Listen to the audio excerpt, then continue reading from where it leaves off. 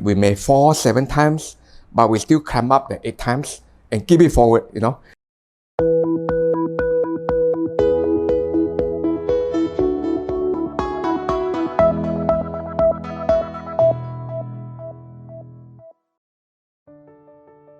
Hi, my name is Christopher Ng.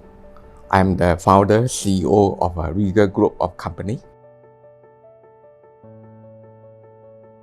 So when we just started, frankly, I have no experience at all in this industry. And we need to rely on a manufacturer, a player who are already in the market for quite some time and who are quite well established. So this company bring us in, introduce our product to the developer. And the developer willing to try out. We also work with them to keep improving it, solving all the fundamental problems until it finally work well. At the end of the day, I think the experience faced by the developer is better than anyone else. So that's how we build the credential from this particular customer. And we do the same thing, replicate across to the market. So going into the regional market, I think first of all, we try to replicate the success from the Singapore market to the region. And of course, when we go to the new market, we also cannot assume everything will be the same as Singapore. So in a way, we have to redo everything. The competitive analysis and the value proposition of a product, whether it's relevant to the customer in terms of their pain and the gain, and also in terms of how we want to do the route to the market, whether we want to go direct to the market or we want to go through the distributor. And at the end of the day, we need to put up the numbers. What kind of number that we can be projected. Next, I think we need to replicate what we have done in Singapore, our experience, how we do the thing well in the market, and try to replicate across into the regional market with slight modification. Next is we need to put together a good team of people who can carry out the task well into the market and who also know about the industry. And I would say it's a continuous effort between the local team and the headquarter team through the alignment, passing of knowledge, and also listen to their feedback and make changes. They will be relevant and effective to the local market. So that's how we build up. It's not going to be overnight. And it's always a lot of effort, a lot of tenacity, a lot of perseverance. We may fall 7 times, but we still climb up the 8 times and keep it forward, you know. So that kind of spirit of never die spirit, that's how we build up the regional market, one by one. GM in our overseas office is the most important person. If you don't get this person correct, everything will be ruined. That's for sure. Because he's a guy that we entrusted to carry out the task. So the most important attribute of this GM is the integrity. The honesty and the loyalty, he must be in place. So once he has that, 50% of the task already done.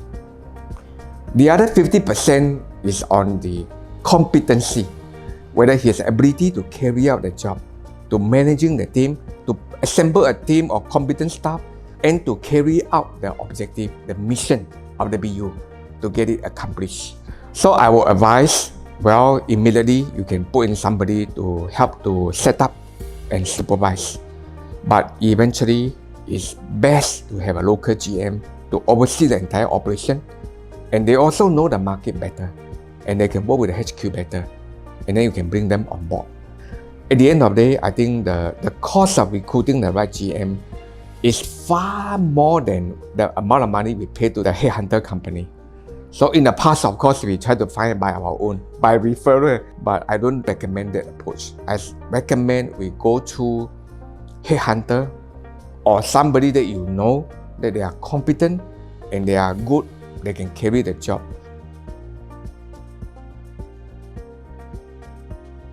Well, at the end of the day, we're still encouraging.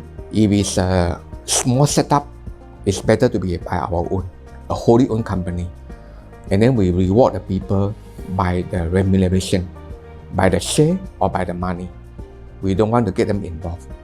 But if it's a big investment that we want to go out and venture abroad, then we can join a joint venture with the established company. It's a different thing, right? It's like we form a joint venture with another well-established company. Then they are quite equal. Then it will be workable. If not, then it's better we form a wholly owned subsidiary of ours. China is a price market for mass market, but China market is huge. The high-end market, the high-end market of China is far greater than anywhere in the whole world. So we are not talking about mass market, average to below. We are talking about mid to high-end. That is a tier that I think we should fight for. When we penetrate the China market, we must be well positioned. I think for Singapore company to fight with China for price market is pretty tough, because Chinese, I think players, they are very good when they come to cost management. So IP is something we need to be protected and registered properly in China.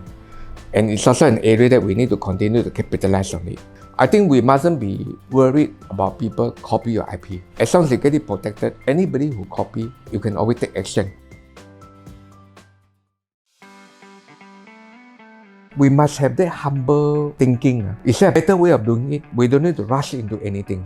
We need to seek some consensus opinion. And sometimes adverse, different opinions are the best. And it's also will be good, let's say for young entrepreneur, to have some advisor on board, to have some mentor on board.